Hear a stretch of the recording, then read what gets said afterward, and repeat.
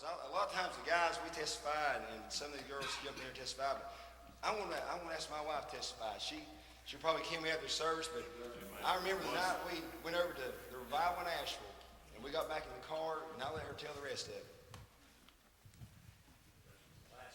Bless her. Amen. Come on, girl. Amen. Bless her.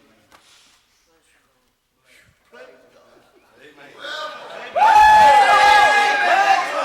Glory to God. Thank you, Jesus. Well, a year ago today, I couldn't stand up here and say that I was saved. But I can today. Amen. And I want to thank the Lord for all the blessings that He's given me. And I want to thank Him for conviction most of all. Because without that, I would have never known. And I just pray that if there's someone here that isn't saved and is lost, that they'll come to know the Lord today.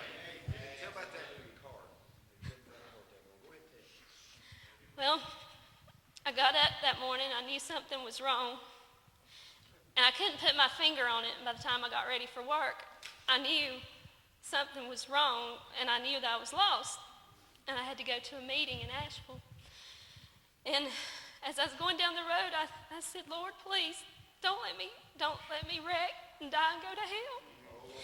And the whole day I was over there, I was just miserable. I felt like I was going to have a heart attack. I felt like I was going to pass out. And I thought, well, if we get out in time, I'm going to go by the preacher's house and talk to him. Well, I didn't get out in time because we were going to sing at a church that night. And when I got on the bus, I just sat by myself, and I didn't want to talk to nobody. I didn't want to see nobody. And Teresa and Kelly, they just recently been saved, and they were sitting over there, and they were talking about how good they felt and everything, and I was just miserable. And I went over there, and I sit, and I listened to the preaching that night. And I thought, well, it kind of eased off, and I thought, well, Lord, maybe I'm okay, you know. Well, when we got back on the bus, it was just overwhelming. I couldn't stand it. So when we got back home, we got in the car, and we started down the hill over here. And I looked at David, and I said, we need to go to your dad's. And he said, what for? And I said, I'm not saved, and I want to get saved. And so we went and talked to the preacher, and I bowed on the couch. And I asked the Lord to save me, and He did. And I've been saved ever since. Hallelujah. Amen. Megan, go and tell about the day you got saved. Amen.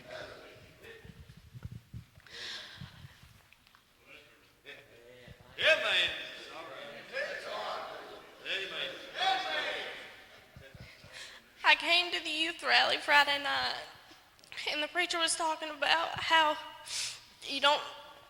people on the church benches, you see at church all the time, you think they're saved and going to heaven, but you don't know their soul. I thought I was saved. Jessica went to the altar, she's one of those people, living for the Lord, and you think they're saved. I went home that night.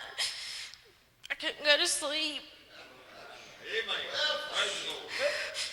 I kept fighting it off because I made a profession when I was younger. I was getting up, getting ready for church that morning. I said, oh, I'm okay. I couldn't tell you a word the preacher preached that morning. I came to the altar. He saved me.